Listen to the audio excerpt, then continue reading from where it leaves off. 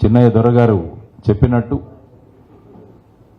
ఒక పార్టీ మాధ్యమం నుంచి మనం రాష్ట్ర రాజకీయాల్లో మార్పులు తీసుకురావాలి అన్న ఒక ఉద్దేశంతో ఈ పార్టీ పెట్టిన పార్టీ కాదు, ఇది పుట్టిన పార్టీ. ఈ పార్టీ ప్రజలలోంచి పుట్టిన పార్టీ, ప్రజల ఆకాంక్షలు కాంక్షలలో పుట్టిన పార్టీ.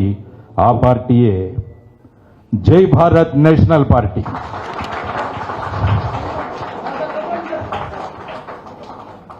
మీరు అటు జరిగి పక్కకి యా తీసి మళ్ళా మధ్యలో పెట్టు.